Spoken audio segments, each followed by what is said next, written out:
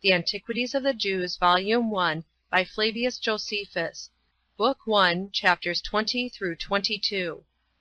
Chapter 20. Concerning the meeting of Jacob and Esau. Now as Jacob was proceeding on his journey to the land of Canaan, angels appeared to him, and suggested to him good hope of his future condition, and that place he named the camp of God. And being desirous of knowing what his brother's intentions were to him, he sent messengers to give him an exact account of everything, as being afraid on account of the enmities between them. He charged those that were sent to say to Esau, Jacob had thought it wrong to live together with him while he was in anger against him, and so had gone out of the country, and that he now, thinking the length of time of his absence must have made up their differences, was returning; that he brought with him his wives and his children, and what possessions he had gotten, and delivered himself, with what was most dear to him, into his hands, and should think it his greatest happiness to partake together with his brother of what God had bestowed upon him. So these messengers told him this message. Upon which Esau was very glad, and met his brother with 400 men. And Jacob, when he heard that he was coming to meet him with such a number of men, was greatly afraid. However, he committed his hope of deliverance to God, and considered how, in his present circumstances, he might preserve himself and those that were with him, and overcome his enemies if they attacked him injuriously. He therefore distributed his company into parts. Some he sent before the rest, and the others he ordered to come close behind, that so, if the first were overpowered when his brother attacked them, they might have those that followed as a refuge to fly unto. And when he put his company into this order, he sent some of them to carry presents to his brother. The presents were made up of cattle, and a great number of 4-footed beasts of many kinds, such as would be very acceptable to those that received them, on account of their rarity.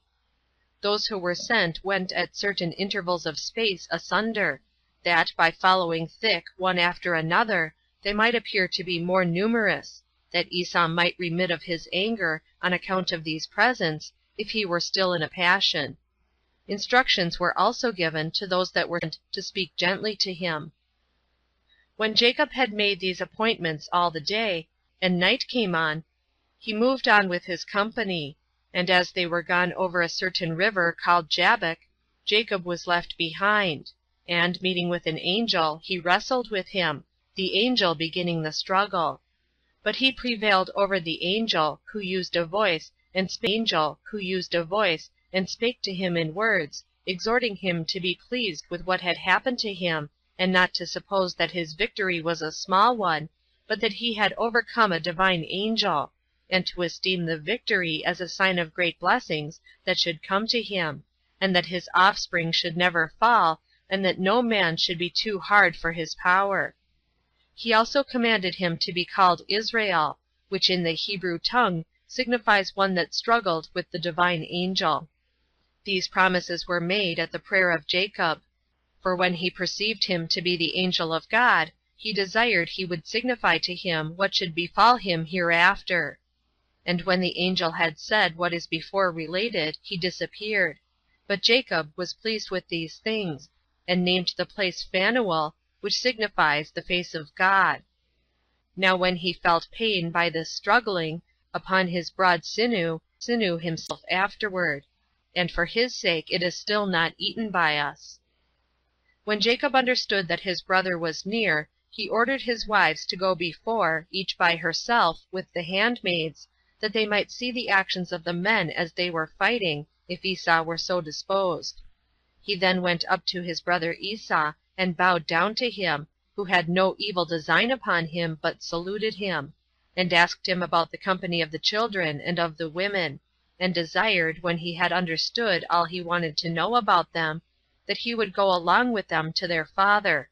But Jacob pretending that the cattle were weary, Esau returned to Seir, for there was his place of habitation, he having named the place Roughness, from his own hairy roughness. Chapter 21. Concerning the violation of Dinah's chastity. Hereupon Jacob came to the place, till this day till this day called Tents, Succoth; from whence he went to Shechem, which is a city of the Canaanites. Now as the Shechemites were keeping a festival, Dinah, who was the only daughter of Jacob, went into the city to see the finery of the women of that country. But when Shechem, the son of Hamor the king, saw her, he defiled her by violence, and being greatly in love with her, desired his father that he should procure the damsel to him for a wife. To which desire he condescended, and came to Jacob, desiring him to give leave that his son Shechem might, according to law, marry Dinah. But Jacob, not knowing how to deny the desire of one of such great dignity, and yet not thinking it lawful to marry his daughter to a stranger, entreated him to give him leave to have a consultation about what he desired him to do.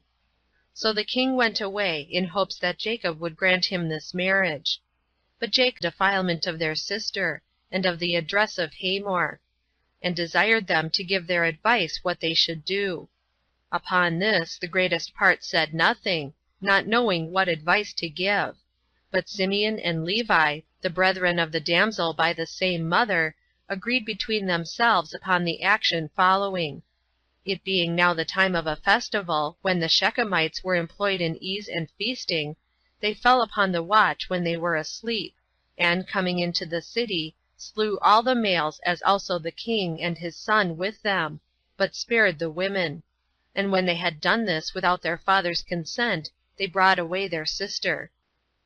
Now while Jacob was astonished at the greatness of this act, and was severely blaming his sons for it, God stood by him, and bid him be of good courage, but to purify his tents, and to offer those sacrifices which he vowed to offer when he went first into Mesopotamia, and saw his vision. As he was therefore purifying his followers, he lighted upon the gods of Laban, for he did not before know they were stolen by Rachel, and he hid them in the earth, under an oak, in Shechem. And departing thence, he offered sacrifice at Bethel, the place where he saw his dream when he went first into Mesopotamia. And when he was gone thence, and was come over against Ephrata, he there buried Rachel, who died in childbed. She was the only one of Jacob's kindred that had not the honor of burial at Hebron. And when he had mourned for her a great while, he called the son that was born of her Benjamin, because of the sorrow the mother had with him. These are all the children of Jacob, 12 males and 1 female. Of them 8 were legitimate, that is, 6 of Leah and 2 of Rachel, and 4 were of the handmaids, 2 of each, all whose names have been set down already.